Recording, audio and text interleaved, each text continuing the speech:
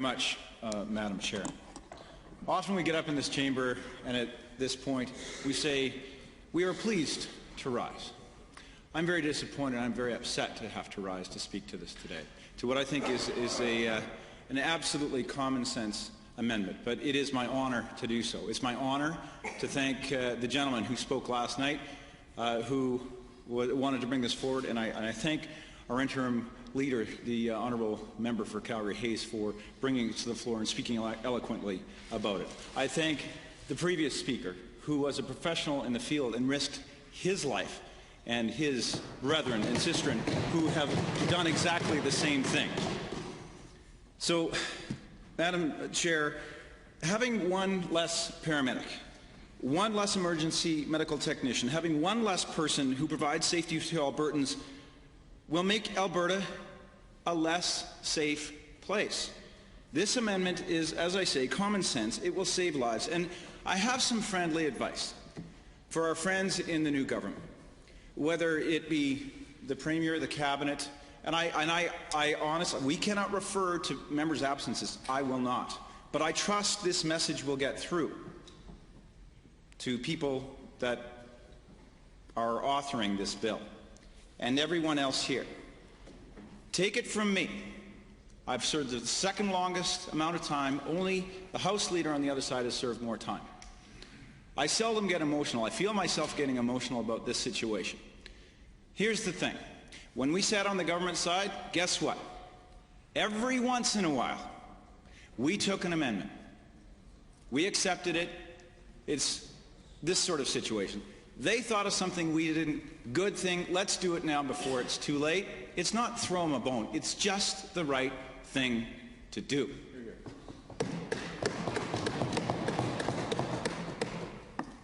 In my time, I even voted against my own government. So I can tell you this.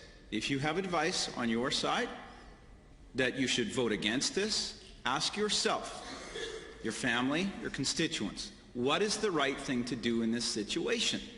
I think the answer is very, very clear. At this point, Madam Chair, I feel the need to paraphrase the honourable member for Calgary Southeast from yesterday evening. His words are so powerful, they come from experience having worked a career in EMS, and not everyone has been privy to what happened at 10 to 6 last night, so here it is. And I quote, "Consider, it's the middle of summer, your child's in the back in the pool, they're playing, they've drowned or nearly drowned. Is that a public safety issue? That harm to your child and having an ambulance, a skilled professional there to save the child's life? Would you agree? Would the government agree? I think you would. I think all Albertans would. We see in this bill that firefighters are an essential service from the start. Compulsory arbitration. Rightly so. Police, compulsory arbitration. What's missing is paramedics. Paramedics that are out on the street every day saving lives and providing essential care to people that are in pain. We're talking about quality of life until they can get further care. I would add, Madam Speaker, Madam Chair, that it's not just quality of life, it could be life and death. Additionally, mental health issues are on the rise, particularly now with the way the economy is, yet the government, and believe me, I've worked all day on trying to get them included as essential services. I can tell you right now that if I did a poll in this province, people would agree that emergency medical services should be an essential service along with firemen and police, as our member from Calgary West has already articulately alluded to from personal, professional, not just political experience. He goes on, it's the right decision. We should be able to leave it at that, but I'll continue. It's the right decision. We don't want to have to worry if the ambulance is going to show up or not. Everyone would agree, especially if you're the mom or you're the father, or your child is nearly drowned or sick or with a broken leg or in a car accident. They're essential to life. They're essential to making sure that when your loved one's in pain and they're crying and they're writhing in pain. And by the way, Madam Chair, I've been in many of these situations as well.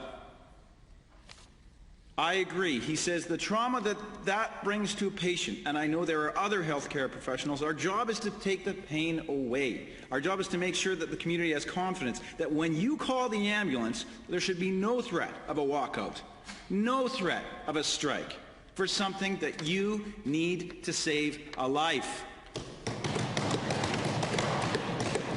what I can't understand, after all the work, and again, I'm paraphrasing from my honourable colleague from Calgary Southeast, after all the work I did in QP 3421 and all my brethren did before then to get parity with police and fire, is that why today, this government can't recognize emergency medical services as an essential service to the life and well-being of Albertans.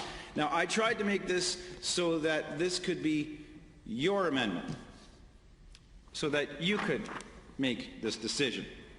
To be honest with you, anybody who has a special interest, whether it's a union or anyone else, to leverage the skill and the responsibility that paramedics have should not come into question. The right decision, Minister, respectfully recognize paramedics, along with firemen and police, as the core backbone of the safety and well-being of Albertans. I implore you, again, on his behalf. So, Madam Chair, I know that you are listening intently. I know from your time over a decade ago up in Hansard that you have seen this happen. And for anyone who has just tuned in on the web or otherwise, I'll just repeat what I said. This is the right thing to do. It's okay to take an amendment once in a while. And honestly, if you were to take the time and not rush this through, if you were to call up anybody in your constituency and you'd say, who's an essential service? Do you honestly think people would leave out those that are the first responders to save people's lives, put their lives on the line every day? I don't want to use the term no-brainer. I know some people in colloquial language would do exactly that. But I have yet to hear one good reason from the government as to why they should be excluded. So I encourage the Minister, the Premier, any member of Cabinet, any member of the caucus to stand and convince everyone else here, and I really believe towards 100% of the Albertans out there, as to why you should exclude EMS from this common sense amendment. Over to you.